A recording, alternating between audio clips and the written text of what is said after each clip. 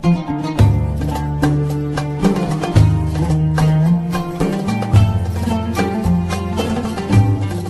Library پر آپ سن رہے ہیں مرزا ریاض احمد کی عقیدت و مودت سے لکھی گئی کتاب رخ مصطفیٰ۔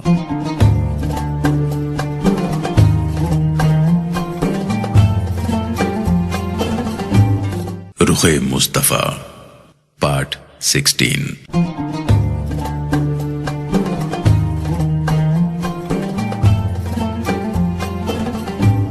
سن ہجری کا تعین۔ واقعہ ہجرت کے بعد رسول اللہ کی حیات طیبہ کے حالات اور روح پذیر ہونے والے واقعات کے بیان کے لیے ضروری ہے کہ انہیں ان سالوں کی ترتیب سے بیان کیا جائے جن میں وہ وقوع پذیر ہوئے۔ اسلام سے پہلے مختلف اقوام نے اپنے تاریخی واقعات اور کاروباری امور وغیرہ کے سر انجام دینے کے لیے مختلف قسم کے کیلنڈرز مقرر کر رکھے تھے۔ اہل ایران بادشاہ کی تخت نشینی کی تاریخ سے اپنی نئی جنتری کا آغاز کیا کرتے تھے۔ رومیوں نے سکندر مقدونی کی تخت نشینی کے سال سے اپنا کیلنڈر بنایا ہوا تھا۔ حضرت اسماعیل علیہ السلام کی اولاد اپنے سنین کا شمار حضرت ابراہیم خلیل اللہ علیہ السلام کو آتش کدہ نمرود میں پھینکے جانے کے واقعے سے کرتی تھی۔ پھر تعمیر کعبہ کے سال سے اپنی جنتری کا آغاز کرنے لگے۔ بعد ازاں کعب بن لوئی کی وفات سے اپنے سالوں کا شمار کرنے لگے۔ ابرہہ نے کعبہ مقدسہ کو گرانے کا عزم کیا تو اللہ تعالیٰ نے ابابیل کے ذریعے ان پر سنگ باری کر کے انہیں تہس نہس کر دیا۔ اس وقت سے اہل عرب نے اس واقعے سے اپنے سالوں کا شمار کرنا شروع کر دیا۔ مسلمانوں نے ابتدا میں کوئی مخصوص نظام اختیار نہیں کیا، یہاں تک کہ حضرت عمر فاروق رضی اللہ تعالیٰ عنہ مسند خلافت پر متمکن ہوئے۔ ہجرت کا 16واں یا 17واں سال تھا کہ امیر المومنین حضرت عمر رضی اللہ تعالیٰ عنہ کی خدمت میں ایک رسید پیش کی گئی جس پر لکھا تھا فلاں شخص ماہ شعبان میں فلاں شخص کو اس کے ذمے واجب الادا رقم واپس کرے گا۔ حضرت عمر رضی اللہ تعالیٰ عنہ نے اس رسید کو پڑھا اور دریافت کیا کہ کون سا شعبان، اس سال آنے والا شعبان یا گزشتہ سال کا شعبان یا آئندہ سال کا شعبان۔ آپ نے محسوس کیا کہ جب تک سال کا تعین نہ ہو اس وقت تک لوگ اپنے کاروبار میں اور لین دین میں طرح طرح کی پریشانیوں کا شکار ہوتے رہیں گے۔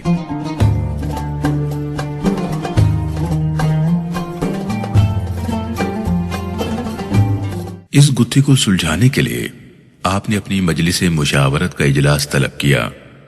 جناب عمر نے کہا ہمیں اپنا ایک سن مقرر کرنا چاہیے جس کے مطابق لین دین وغیرہ کے سلسلے میں حتمی تاریخوں کا تعین کیا جائے، اس کے بارے میں اپنا مشورہ دو۔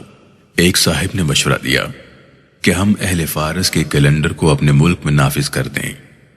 حضرت فاروق اعظم رضی اللہ تعالیٰ عنہ کو یہ رائے پسند نہ آئی۔ کسی دوسرے صاحب نے رومیوں کے کیلنڈر کو اپنانے کی تجویز پیش کی، آپ نے اس تجویز کو بھی مسترد کر دیا۔ کسی صاحب نے رسول اللہ کی یوم ولادت کو اپنی تاریخ کے آغاز کے لیے اختیار کرنے کا مشورہ دیا، کسی نے رسول اللہ کے بعثت کے سال کو اور کسی نے رسول اللہ کے سال وفات کو۔ کسی صاحب نے واقعہ ہجرت سے اسلامی سن کی ابتدا مقرر کرنے کا مشورہ دیا۔ امیر المومنین فاروق اعظم رضی اللہ تعالیٰ عنہ کو واقعہ ہجرت سے اسلامی سن کی ابتدا کرنے کی تجویز پسند آئی، کیونکہ واقعہ ہجرت سے ہی سرکار دو عالم صلی اللہ علیہ وآلہ وسلم کی عظمت و شوکت اور دین اسلام کی ترقی و سربلندی کے نئے عہد کا آغاز ہوا تھا۔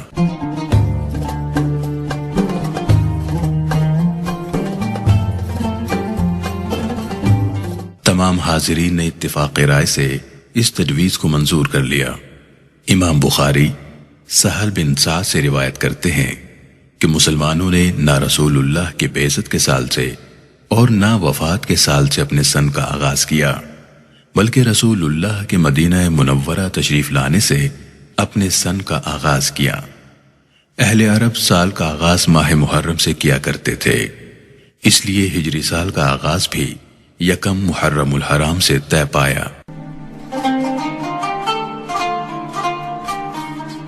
السلام علیکم، آپ سن رہے ہیں سیرت لائبریری.com۔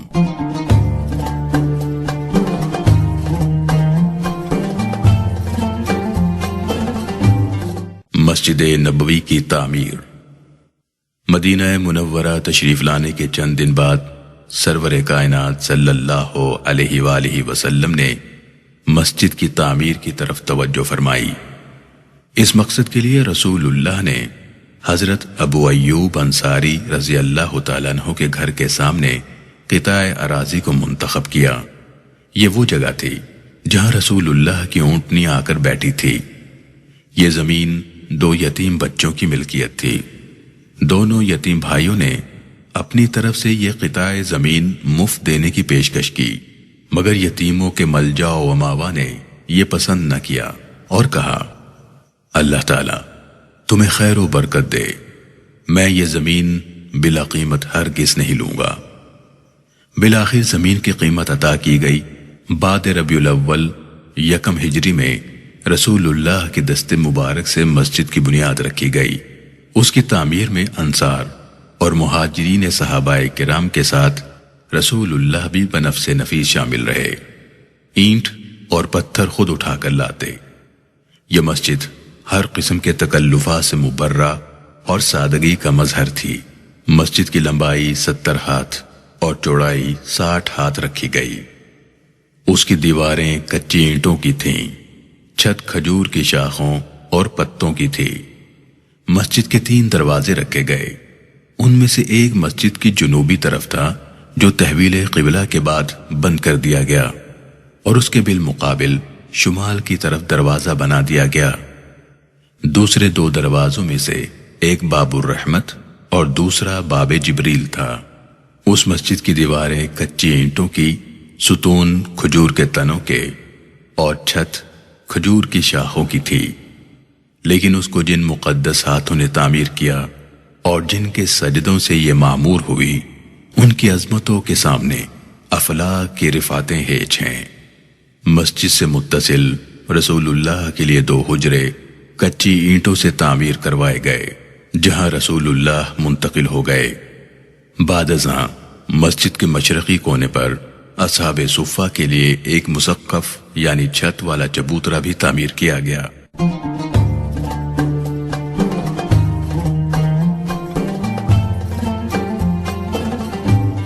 یثرب جب مدینۃ النبی بنا۔ رسول اللہ کی تشریف آوری سے پہلے مدینے کی آب و ہوا مضر صحت تھی۔ بخار اور دیگر متعدد بیماریاں وبا کی صورت میں یہاں پھوٹتی رہتی تھیں۔ پانی بھی خوش ذائقہ نہ تھا۔ انہی وجوہات کی بنا پر اس بستی کو یثرب یعنی بیماریوں کا گھر کے نام سے پکارا جاتا تھا۔ رحمت عالم صلی اللہ علیہ وآلہ وسلم کے مکے سے ہجرت فرما کر یہاں تشریف لانے سے اس بستی کا مقدر چمک اٹھا۔ اب یہ بستی یثرب کے بجائے مدینۃ النبی کے نام سے موسوم ہوئی۔ زمانہ دھوپ ہے اور چھاؤں ہے، بس ایک بستی میں یہ دنیا جل کے بجھ جاتی، مگر شامل مدینہ ہے۔ اس بستی کا صرف نام ہی نہیں بدلا، اس کی آب و ہوا میں بھی خوشگوار تبدیلی واقع ہوئی۔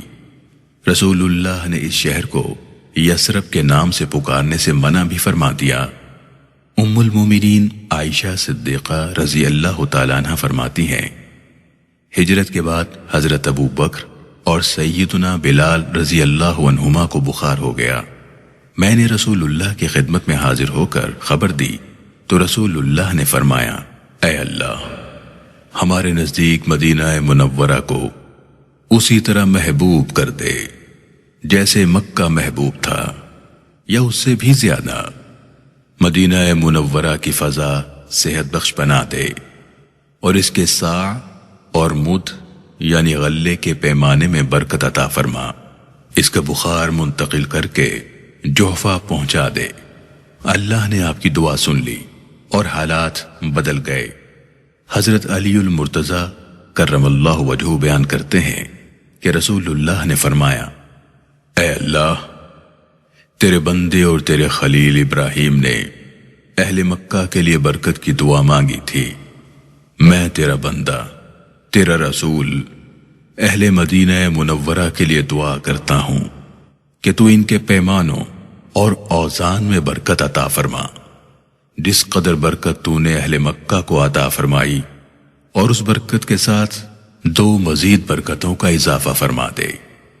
حضرت ابو ہریرہ رضی اللہ تعالیٰ عنہ سے روایت ہے کہ رسول اللہ نے فرمایا، مدینہ منورہ میں داخل ہونے والے راستوں پر اللہ تعالیٰ نے فرشتے مقرر کر دیے ہیں جو ان راستوں کی نگہبانی کرتے ہیں، نہ اس میں طاعون داخل ہوگا نہ ہی دجال۔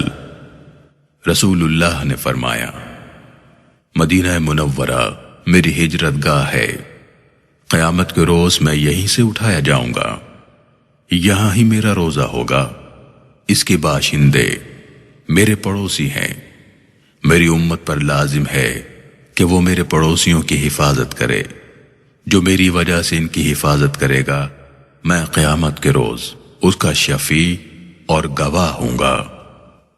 امام مالک رحمت اللہ علیہ فرماتے ہیں، روئے زمین پر اہل مدینہ سے بہتر کوئی قوم نہیں، اور مدینہ منورہ سے بہتر کوئی اور شہر نہیں۔ زمانہ دھوپ ہے اور چھاؤں ہے، بس ایک بستی میں یہ دنیا جل کے بجھ جاتی، مگر شامل مدینہ ہے۔ حضرت سعد رضی اللہ تعالیٰ عنہ سے مروی ہے کہ رسول اللہ نے فرمایا، جو شخص اہل مدینہ منورہ کے ساتھ فریب کرے گا ایسے گھل جائے گا جیسے نمک پانی میں گھلتا ہے۔ جو اہل مدینہ کو ڈرائے گا اللہ تعالیٰ اسے خوف میں ڈالے گا۔ حضرت ابو ہریرہ رضی اللہ تعالیٰ عنہ سے روایت ہے کہ رسول اللہ نے فرمایا، میرا جو امتی مدینہ منورہ کی تکلیفوں اور سختیوں پر صبر کر کے وہاں رہے گا، میں قیامت کے دن اس کی شفاعت اور سفارش کروں گا۔ یہ دنیا ایک سمندر ہے مگر ساحل مدینہ ہے۔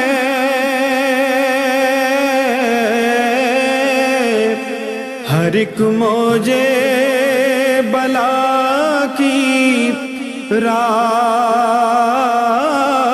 میں حائل مدینہ ہے۔ حضرت عائشہ صدیقہ رضی اللہ تعالیٰ عنہ کی رخصتی۔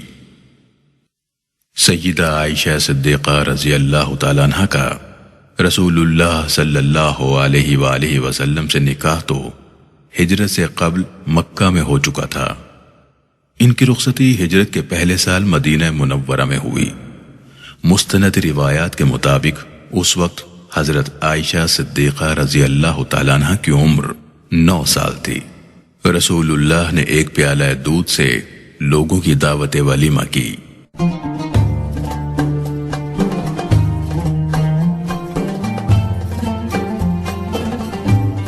اصحاب صفہ۔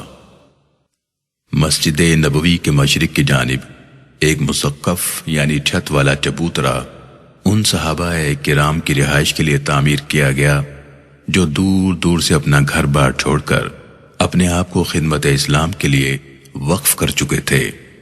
وہ دن کو جنگل سے لکڑیاں اکٹھا کر کے بیچتے اور اس سے گزر اوقات کرتے تھے۔ رسول اللہ اصحاب صفہ کی تعلیم و تربیت پر خصوصی توجہ فرماتے ان کی تعلیم کے لیے معلم مقرر تھا جو انہیں رات کو لکھنا پڑھنا سکھاتا اور دین اسلام کی تعلیم دیتا تھا۔ یہ اسلامی دنیا کی سب سے پہلی درسگاہ یعنی یونیورسٹی تھی۔ ان صحابہ کرام کی تعداد کم از کم 80 تھی جو بعض اوقات 400 تک پہنچ جاتی۔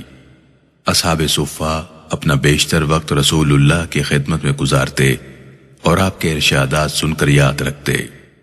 جب کبھی کسی دوسرے مقام پر اسلام کی تعلیم سکھانے کے لیے کسی مبلغ کی ضرورت ہوتی تو عموماً اصحاب صفہ میں سے کسی کو بھیج دیا جاتا۔ اصحاب صفہ کے فقر و استقامت کا عجب عالم تھا۔ اپنے شب و روز صبر و استقامت سے گزارتے، کئی روز بھوک اور فاقوں سے بسر ہوتے۔ لباس بھی بمشکل سطر ڈھانپنے کے لیے میسر آتا، اس کے باوجود زباں پر حرف شکایت نہ لاتے۔ رسول اللہ نے ایک مرتبہ اصحاب صفہ کے زہد و فقر کو دیکھ کر فرمایا، درویشان راہ حق، جو کوئی میری امت میں ایسی زندگی بسر کرے جس طرح تم گزارتے ہو تو قیامت کے دن وہ میرے رفقا میں سے ہوگا۔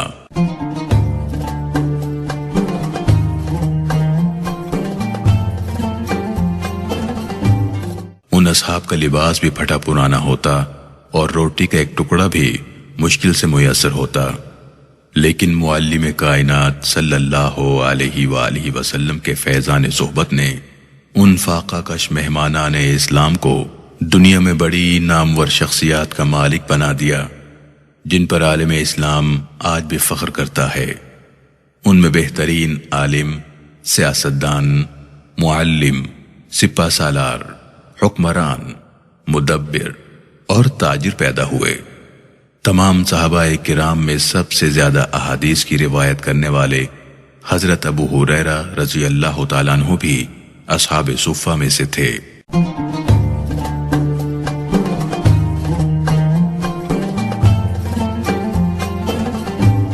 آپ سن رہے ہیں سیرت لائبریری.com پر رخ مصطفیٰ۔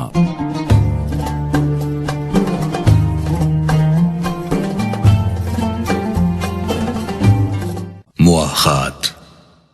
مہاجرین مکہ کو مدینہ منورہ پہنچ کر سب سے پہلے معاشرتی و سکونتی بحالی کا مسئلہ درپیش ہوا۔ مہاجرین کی ایک بڑی تعداد اپنا گھر بار چھوڑ کر مدینہ منورہ آ پہنچی تھی۔ ایک بڑا مسئلہ مہاجرین کی آباد کاری کا تھا۔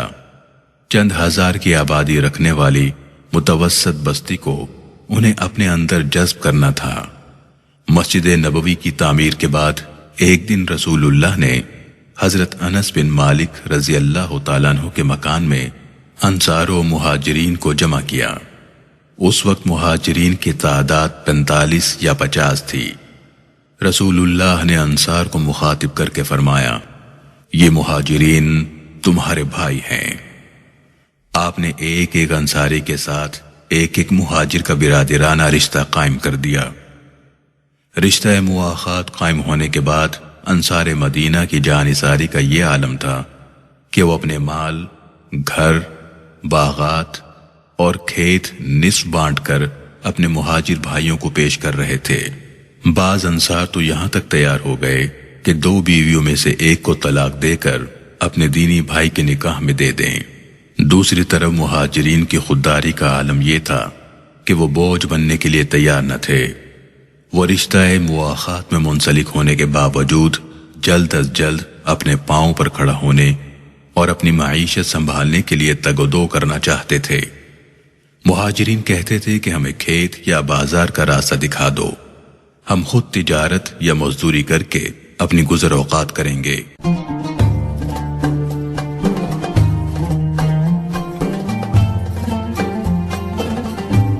حضرت سعد بن ربیع رضی اللہ تعالیٰ عنہ بہت مالدار انصاری صحابی تھے۔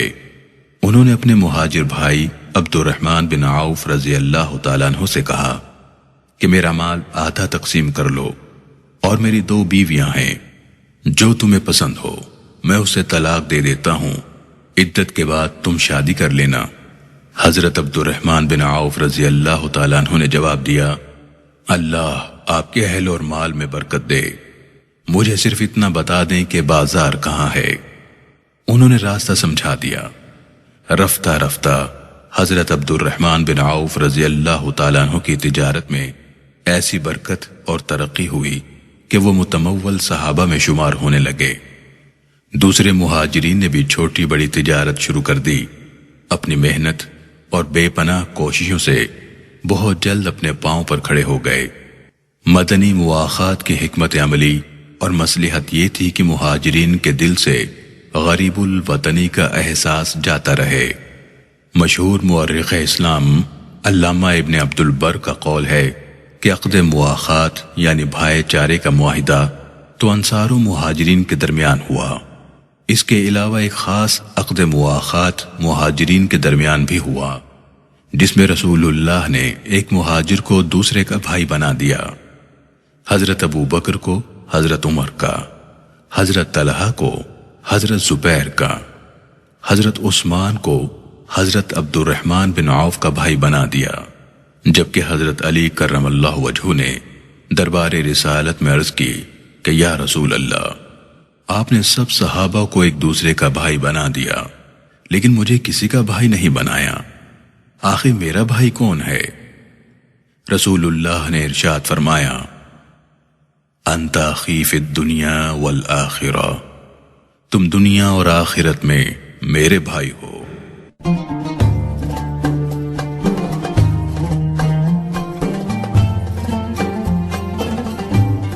سلمان فارسی رضی اللہ تعالیٰ عنہ کا قبول اسلام۔ راہ حق کی تلاش کبھی بھی آسان مرحلہ نہیں رہا۔ اس راہ سعید کی خاطر صرف مکے کے لوگوں نے ہی مصیبتیں اور مشکلات کا سامنا نہیں کیا۔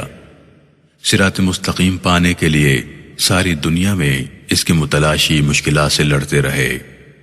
سلمان فارسی ایران کے شہر اصفہان کے رہنے والے تھے۔ آپ کا والد اپنے شہر کا سردار تھا اور اسے اپنے بیٹے سلمان سے بہت محبت تھی۔ وہ انہیں ہر وقت اپنے گھر میں رکھتا تھا تاکہ وہ ایک لمحے کے لیے بھی اس کی آنکھوں سے اوجھل نہ ہو۔ اس کے ساتھ ساتھ آپ کا والد اپنے دین مجوسیت کی آپ کو تعلیم دیتا تھا، یہاں تک کہ آپ کو اس فن میں کمال حاصل ہو گیا۔ ایک دن آپ کے والد نے اپنی زمینوں کی خبرگیری کے لیے آپ کو اپنے ڈیرے پر بھیجا۔ راستے میں عیسائیوں کا ایک گرجا تھا۔ آپ اس کے پاس سے گزرے تو وہ اپنی عبادت میں مشغول تھے۔ آپ اندر چلے گئے۔ ان عیسائیوں کی دعائیں اور طریقہ عبادت بہت پسند آیا۔ شام تک وہیں بیٹھے ان کو دیکھتے رہے اور ان کی دعاؤں اور تسبیحات کو سنتے رہے۔ ادھر والد ان کی وجہ سے بہت پریشان تھا۔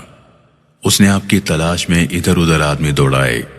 جب آپ واپس آئے تو عیسائیوں کی عبادت کا تذکرہ کیا۔ باپ نے اس اندیشے سے کہ کہیں اپنے آبائی دین کو نہ چھوڑ دیں، آپ کے پاؤں میں لوہے کی بیڑیاں ڈال دیں۔ مدینے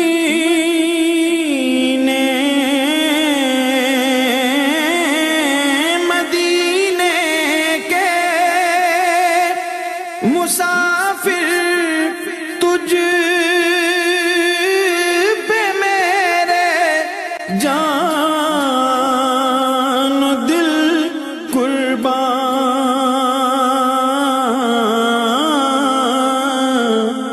تیری آنکھیں بتاتی ہیں تیری منزل مدینہ ہے۔ ایک قافلہ وہاں سے شام کے ملک کی طرف جا رہا تھا۔ آپ کسی طریقے سے اس قافلے میں شامل ہو گئے۔ جب شام پہنچے تو وہاں ایک کلیسا میں گئے۔ کلیسا کے پادری کو اپنے حالات سے آگاہ کیا، وہاں اس کی خدمت میں رہنا شروع کر دیا۔ پادری کے قول و فعل میں واضح تضاد دیکھا، بڑے رنجیدہ خاطر ہوئے۔ اس کی جگہ ایک اور پادری مقرر ہوا۔ حضرت ابن عباس رضی اللہ تعالیٰ عنہ فرماتے ہیں، اس کے بارے میں سلمان کہتے تھے کہ میں نے کوئی اور آدمی ایسا نہیں دیکھا جو خشوع و خضوع سے نمازیں اس کی طرح ادا کرتا ہو۔ دنیا کی چاہت کا تو اس کے ہاں کوئی تصور نہ تھا۔ کچھ مدت کے بعد وہ پادری فوت ہو گیا اور سلمان کو وصیت کی کہ وہ موصل میں فلاں شخص کے پاس جائیں اور اس کی اتباع کریں۔ حضرت سلمان موصل پہنچے۔ یہ شخص بھی بڑا زاہد و متقی تھا اور آپ اس سے بہت متاثر ہوئے۔ جب وہ مرنے لگا تو حضرت سلمان نے اس سے پوچھا، کیا آپ تو اس جہان فانی سے رخصت ہو رہے ہیں، میں اب کس کی خدمت میں حاضری دوں؟ اس نے کہا، نصیبین میں ایک شخص ہے جس کا وہی طریقہ ہے جو ہمارا طریقہ ہے۔ آپ موصل سے نصیبین پہنچے اور اس شخص کی خدمت میں رہنے لگے۔ اس کی زندگی کی مہلت جب پوری ہو گئی تو آپ نے اس سے پوچھا کہ اب میں کس کا قصد کروں؟ اس نے کہا، بخدا صرف ایک شخص ہے جو ہمارے راستے پر صدق دل سے گامزن ہے، وہ عموریہ میں رہتا ہے، تم اس کے پاس چلے جاؤ، وہ تمہاری صحیح طرح سے رہنمائی کریں گے۔ تیری آنکھیں بتاتی ہیں تیری منزل مدینہ ہے۔ سلمان نصیبین سے عموریہ پہنچے اور اس نیک خصلہ شخص کی خدمت میں زندگی بسر کرنے لگے۔ اس شخص کی زندگی نے بھی وفا نہ کی۔ اس نے بھی جب اس دار فانی سے رخت سفر باندھا، آپ نے اس سے پوچھا، اب آپ بتائیے میں اب کدھر کا رخ کروں؟ اس نے کہا، بخدا میری نظر میں کوئی آدمی ایسا نہیں جس کے پاس جانے کا میں تمہیں حکم دوں، لیکن اب اس نبی کی بعثت کا زمانہ قریب آ گیا ہے جو ابراہیم کے دین کو دوبارہ زندہ کریں گے، اور ان کی ہجرت گاہ نخلستان میں ہے جو دو جلے ہوئے میدانوں کے درمیان ہے۔ اگر تو وہاں پہنچ سکتا ہے تو وہاں پہنچ، اور اس نبی منتظر کی چند نشانیاں ہیں کہ وہ صدقہ نہیں کھاتا لیکن ہدیہ کھاتا ہے، اور اس کے دو کاندھوں میں اپنی نبوت کا نشان ہے، جب تم دیکھو گے تو پہچان لو گے۔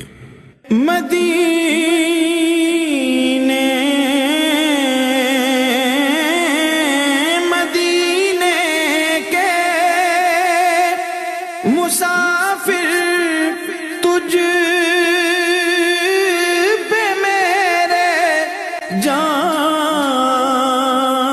دل قربان،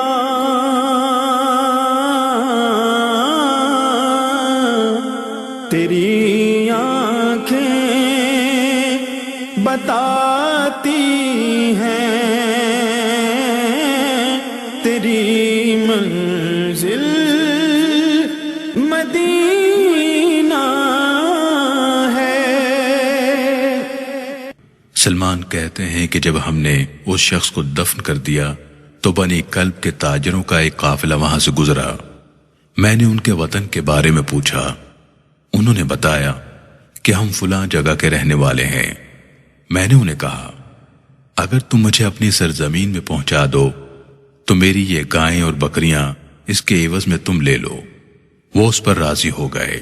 وہ سلمان فارسی کو لے کر وادی القرا پہنچے، لیکن انہوں نے یہ ظلم کیا کہ سلمان فارسی کو اپنا غلام بنا کر وادی القرا کے یہودی کے ہاتھ فروخت کر دیا۔ سلمان فارسی کہتے ہیں، بخدا وہاں میں نے نخلستان دیکھا اور میرے دل میں یہ خیال پیدا ہوا کہ شاید یہی وہ علاقہ ہے جس کے بارے میں راہب نے مجھے بتایا تھا۔ کچھ عرصے بعد اس یہودی نے مدینہ منورہ کے ایک یہودی کے ہاتھ مجھے فروخت کر دیا۔ وہ مجھے لے کر مدینہ منورہ آیا۔ جو ہی میں نے اس شہر کو دیکھا میں نے اس کو پہچان لیا، اور میں اپنے مالک کا غلام بن کر وہاں رسول اللہ کا انتظار کرنے لگا۔ مجھے معلوم ہوا کہ مکے میں ایک نبی مبعوث ہوا ہے۔ میں غلامی کی زنجیروں میں جکڑا ہوا تھا، اپنی مرضی سے وہاں جا نہیں سکتا تھا، یہاں تک کہ اللہ کا پیارا رسول مکے سے ہجرت کر کے قباء تشریف فرما ہوا۔ ایک روز میں اپنے مالک کے نخلستان میں کھجور کے درختوں کی خدمت میں مصروف تھا کہ میرے مالک کا چچا زاد بھائی آیا اور کہنے لگا، اوس اور خزرج کا ستیہ ناس ہو، یہ لوگ اس مسافر کے ارد گرد جمع ہیں جو مکے سے ترک وطن کر کے قباء میں پہنچا ہے۔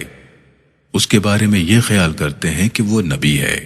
میں نے جب یہ بات سنی تو مجھ پر کپ کپی طاری ہو گئی۔ میں کھجور کے درخت پر چڑھا ہوا تھا۔ مجھے یہ اندیشہ ہوا کہ کہیں میں اپنے مالک کے اوپر نہ جا گروں، اس لیے میں اتر آیا اور میں نے پوچھا کہ تم کیا بات کر رہے تھے؟ میرے مالک نے اپنا ہاتھ اٹھایا اور مجھے ایک زوردار مکہ رسید کیا اور غصے سے کہا، تجھے اس بات سے کیا واسطہ؟ تم اپنا کام کرو۔ میں نے کہا، میرا اس خبر سے تو کوئی واسطہ نہیں، لیکن میں نے ایک بات سنی ہے، میں نے چاہا کہ اس بارے میں تصدیق کر لوں۔ جب شام ہوئی میرے پاس کھانے کی کوئی چیز تھی۔ میں قبا میں رسول اللہ کی خدمت میں حاضر ہوا۔ میں نے کہا، مجھے خبر ملی ہے کہ آپ نیک شخص ہیں، آپ کے ساتھ آپ کے ساتھی بھی ہیں اور آپ مسافر ہیں۔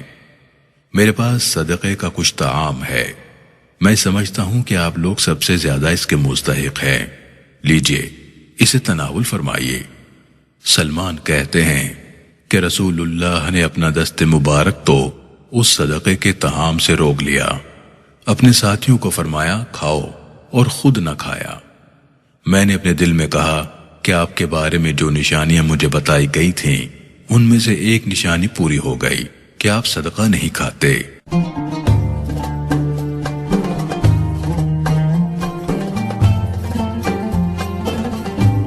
کچھ روز بعد رسول اللہ مدینہ منورہ تشریف لے آئے۔ میں کوئی چیز لے کر خدمت اقدس میں حاضر ہوا۔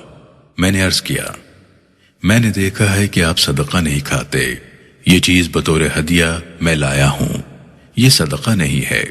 سلمان کہتے ہیں کہ رسول اللہ نے اور آپ کے صحابہ نے اسے تناول فرمایا۔ میں نے دل میں کہا کہ 2 نشانیاں پوری ہو گئیں۔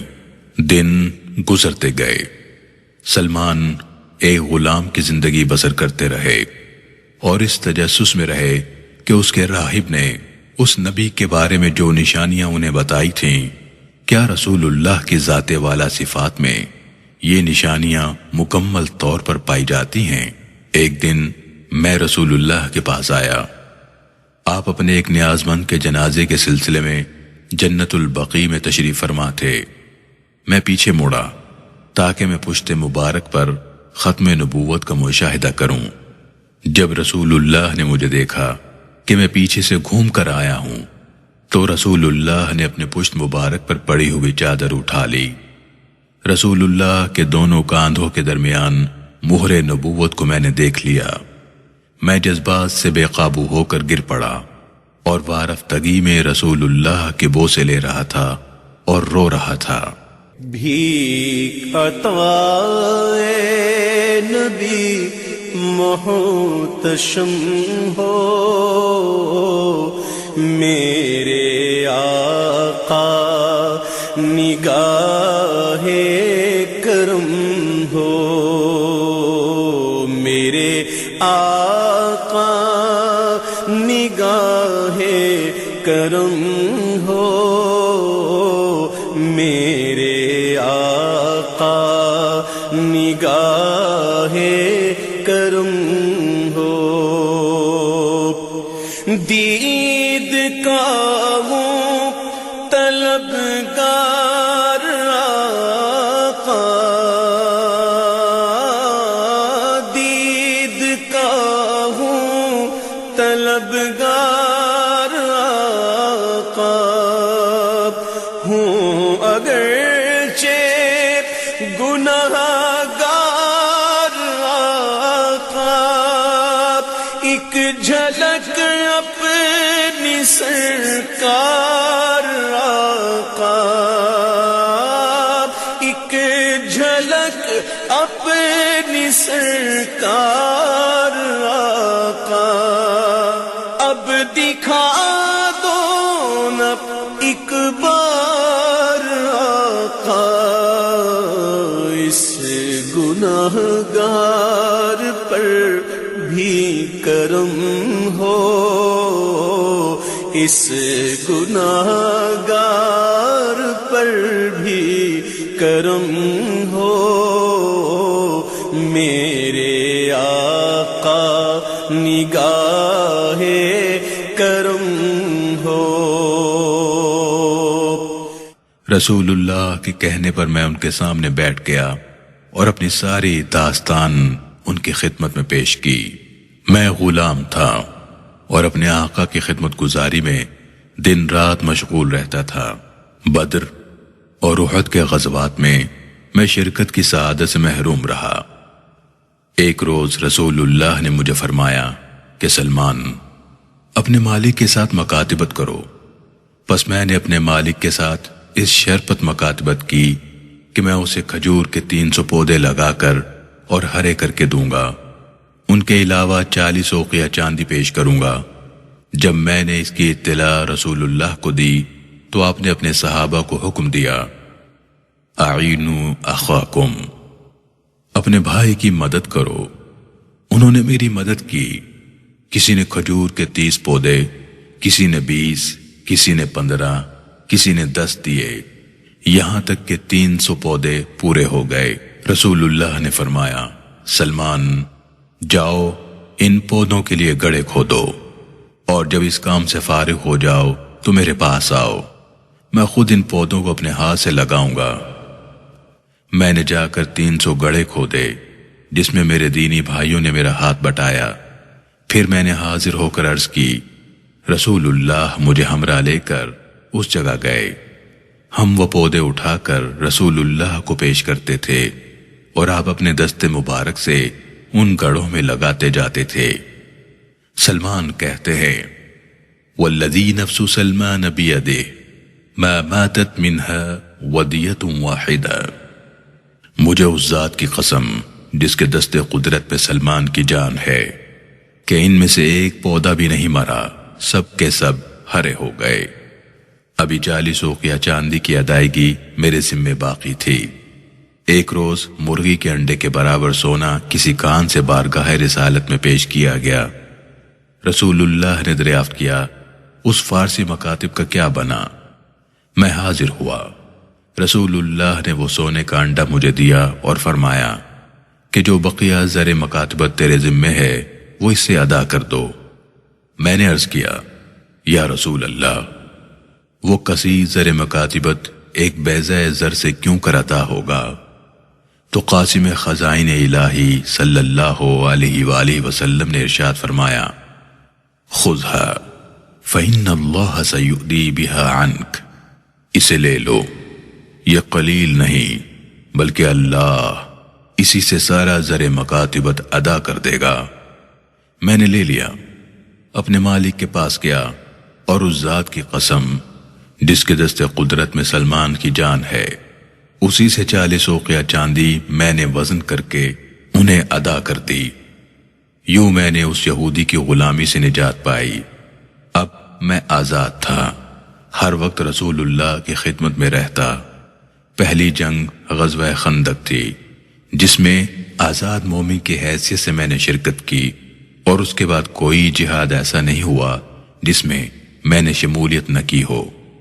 ان واقعات اور روایات کے مطالعے سے یہ حقیقت روز روشن کی طرح واضح ہو جاتی ہے کہ یثرب کے اہل کتاب کو اپنی دینی کتب کے مطالعے سے یہ معلوم ہو گیا تھا کہ نبی آخر الزماں کی بعثت کا زمانہ قریب آ گیا ہے۔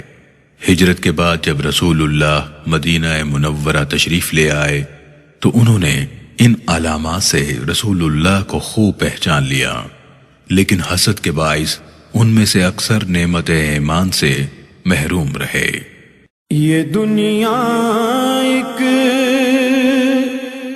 سمندر ہے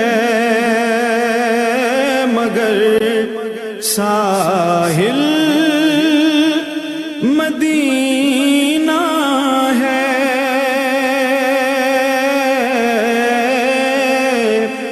ہر ایک موجے بلا کی راہ میں حائل مدینہ ہے۔ زمانہ دھوپ ہے اور چھاؤں ہے، بس ایک بستی میں یہ دنیا جل کے بجھ جاتی مگر شامل مدینہ